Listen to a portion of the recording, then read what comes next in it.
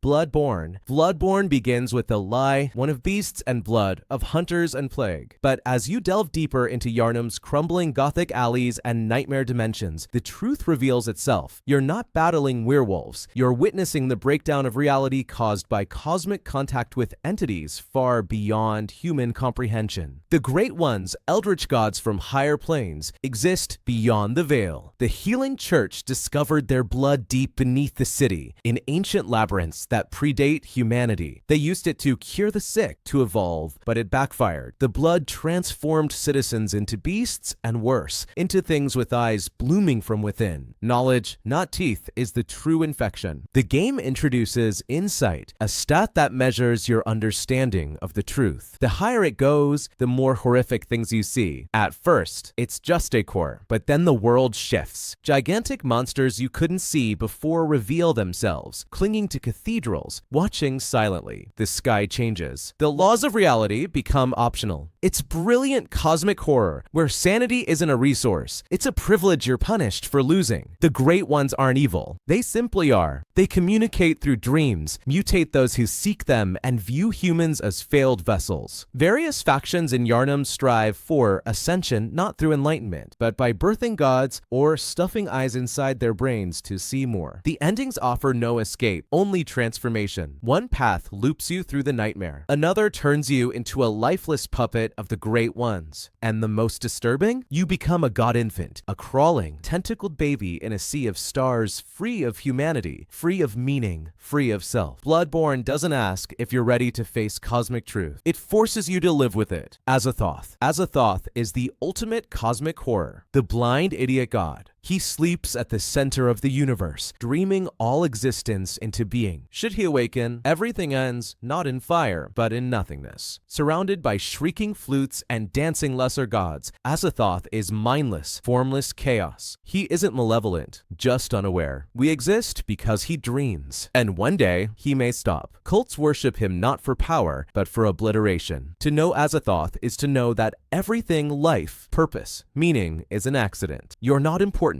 You're barely real. And that's the truth we were never meant to see. The Crimson King. The Crimson King is chaos personified. The ultimate villain in Stephen King's universe. He seeks to destroy the Dark Tower, unraveling all realities in the process. He's not just evil, he's madness with a goal. Often seen as a spider-like figure with glowing red eyes, he infects worlds with insanity, twisting minds into weapons. Even imprisoned, his voice reaches across dimensions, recruiting fanatics to help bring down reality itself. His horror lies in patience and purpose. He doesn't lash out, he corrupts slowly. To him, destruction isn't a task, it's a pleasure. He wants to watch the multiverse collapse, one scream at a time. The Mist. A sudden storm. A mysterious mist. A group of terrified townspeople trapped in a supermarket while unseen horrors stalk the fog. The Mist begins as survival horror, but quickly transforms into a meditation on cosmic intrusion and the fragility of human meaning. Inside the Mist dwell creatures that don't just kill, they violate understanding. Tentacled things, acid-spitting bugs, spider beasts that spin humans into screaming webs. These aren't monsters from myth. They are things that shouldn't exist, things that do not fit into Earth's biology,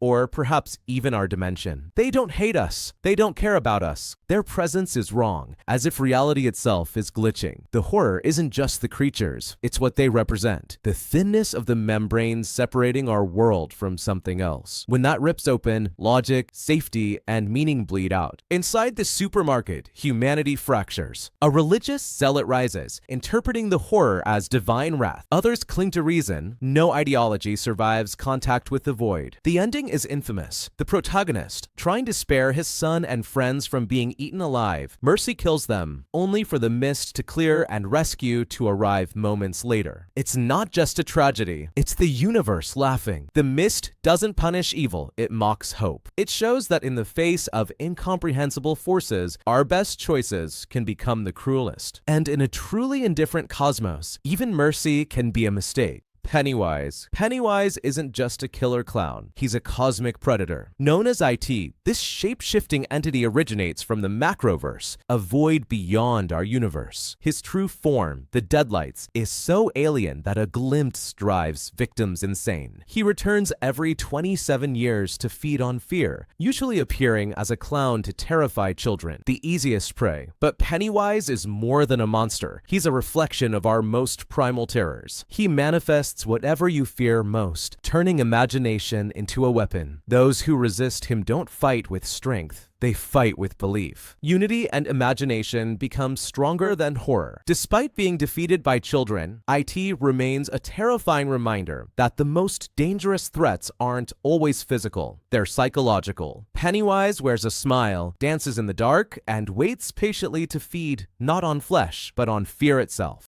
The Call of Cthulhu. At the heart of Lovecraft's mythos lies Cthulhu, a name whispered with dread, but rarely understood. In The Call of Cthulhu, we follow a man unraveling a tapestry of nightmares, cults, and madness left behind by his late granduncle. What he finds isn't just horror, it's a revelation. Humanity isn't at the center of anything. We're a cosmic afterthought. Cthulhu slumbers in Waya, a sunken city built from impossible geometry, dead but dreaming, reaching out psychically to artists, poets, and the mentally unstable across the globe. They sketch his form, dream his city, scream his name, yet none can truly understand what he is. Cthulhu isn't evil. He's not even malicious. He just is. To him, we are bacteria, unnoticed, irrelevant, and soon to be crushed if he awakens. Lovecraft's genius lies in weaponizing scale. The great old ones defy biology, physics, and reason. Their existence exposes our own as meaningless. Science is shown as a toy, religion as a fairy tale, and philosophy as self-soothing babble. The more we know, the more fragile our minds become. The horror isn't the monster, it's what the monster reveals. That the universe is not only stranger than we imagine, it's stranger than we can imagine. And in that void of understanding, we see ourselves clearly for the first time and for the last.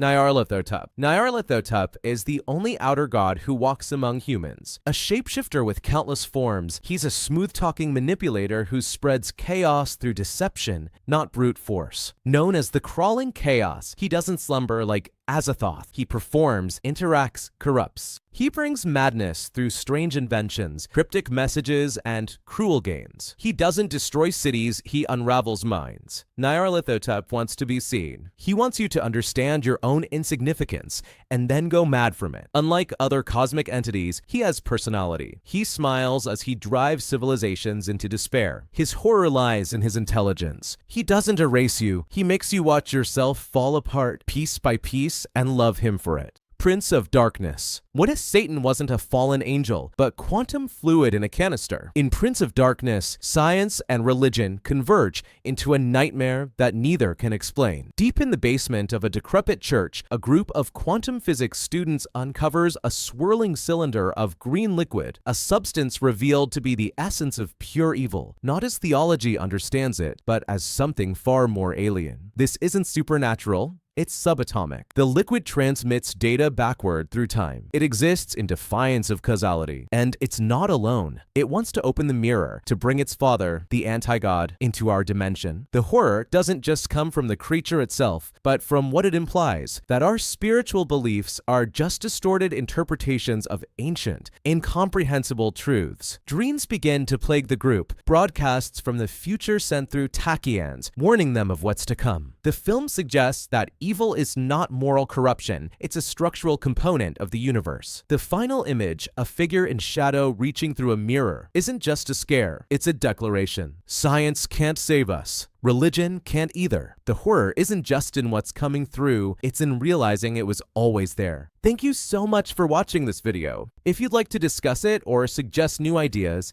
feel free to leave a comment below. Don't forget to subscribe for more amazing content. See you in the next one.